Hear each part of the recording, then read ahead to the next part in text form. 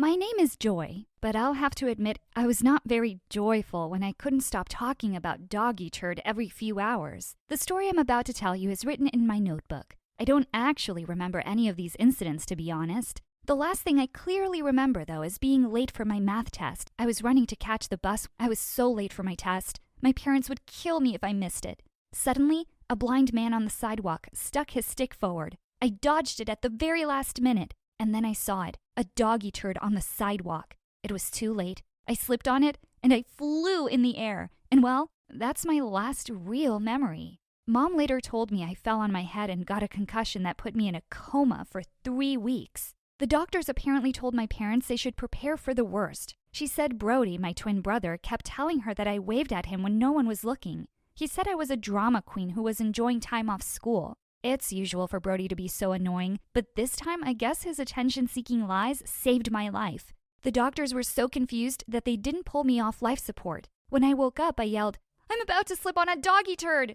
Everyone got really quiet in the hospital room while Brody burst into laughter like a maniac. Finally, the doctors saw a pattern. Not only did I repeat the same thing every few hours, but I also forgot everything after that point. But to make matters worse, Mom and Dad were sad that I was spoiling their perfect life. That night, I woke up wondering what I was doing there, when I saw Mom sitting in a corner furiously typing away on her phone.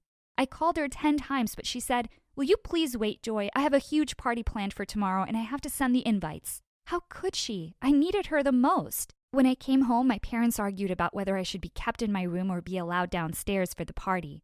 Since I could go a few hours without resetting, my mom thought they could let me come home, saying, "If she's missing, I'll have to tell everyone about her condition." But she kept repeating, "Don't talk to anyone. Stay in the background. Keep your mouth shut." She knew better than to stress me out because the stress triggered my condition. Geez, my mother went from one guest to another, flashing her smile. Suddenly, she froze when I yelled, "I am about to slip on a doggy turd!" The glass fell from her hand. All eyes were on me. Oh, dear God, no, I had done it again. My dad dragged me to my room and shut the door. My mom locked herself in her room and said she would never come out. She cried, "How will I ever show my face in public again?" As if that wasn't bad enough, Brody began using my memory loss for his own benefit. Thank God for Sally, my best friend, who was there for me every time. As soon as I was discharged, Sally came over. She said, "I hate that your memory loss stops you from going back to school." So she told my mom she was going to spend the weekend with me to understand my condition and help me cope with school. My mom was already having a really hard time accepting her broken daughter, and she gladly handed over the responsibility for me and my problems to Sally. One evening, my brother came into my room and said, "Mom told you to give me $15, remember?" When I said I didn't remember, Sally told me all about how I forget things after a few hours, so I just gave Brody the money. The next morning, I was fast asleep when Brody shook me really hard. I said, "Is everything okay? Did someone die?" He reminded me I had to give him $15 and snatched it from me and ran out. An hour later, Sally was over when Brody popped in, reminding me to give him $15 again. But this time, Sally was there. She screamed at Brody,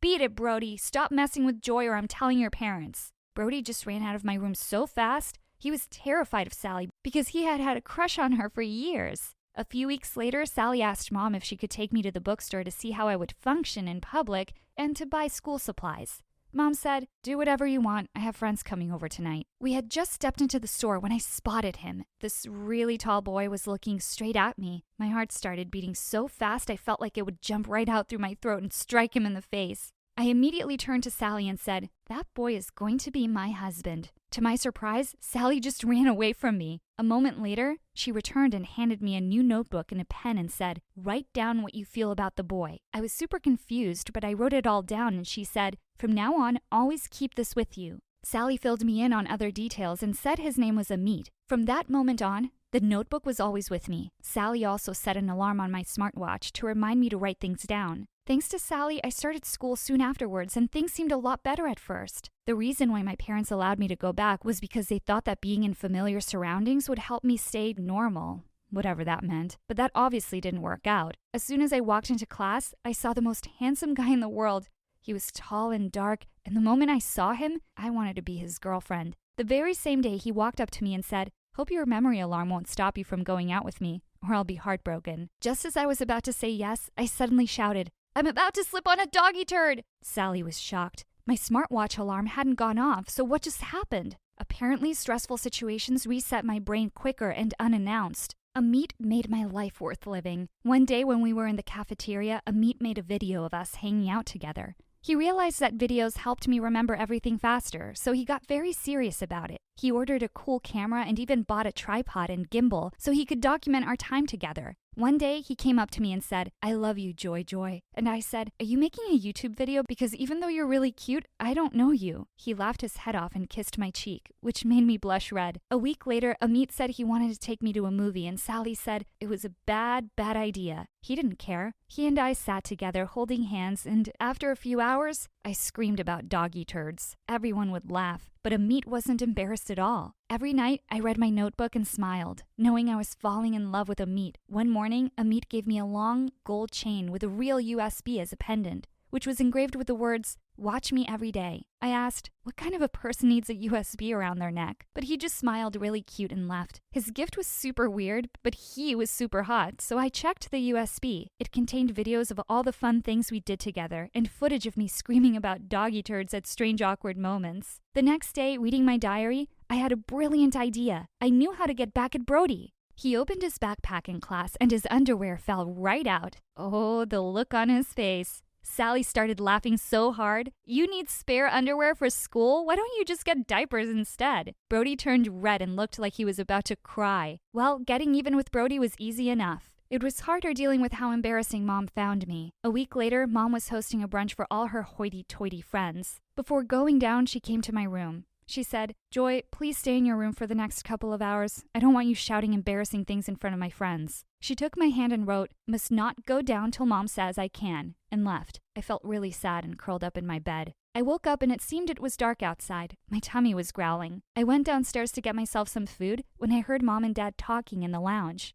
Mom said, "Oh, this is just so hard. All the girls today were talking about how their kids are going off to Ivy League universities next fall. And then there's Joy, who's now as dumb as a goldfish." I walked back to my room as Dad consoled her. My heart broke at their words. The only good thing was that I would forget about it in a few hours. However, things soon became even worse. One day, Amit was dropping me home when he asked me if I would like to meet his parents. I was thrilled and said I'd be delighted, and I said, "Well, I'd like you to meet mine too." Maybe when Mom found out I had a boyfriend, she wouldn't think I was the loser she thought I was. That weekend, Amit and I planned a whole meeting the parents' surprise dinner. When I got to the restaurant with my parents, Amit and his parents were waiting for us with his family. Everyone looked so confused. Then Amit took my hand, just like we'd planned, and said, "We are dating." All hell broke loose. My dad screamed, "No daughter of mine is dating someone different. No, you are not dating my daughter." Mom turned into a red tomato of anger and said, "Joy isn't allowed to date." Amit stepped in and said, "Please listen." But just then,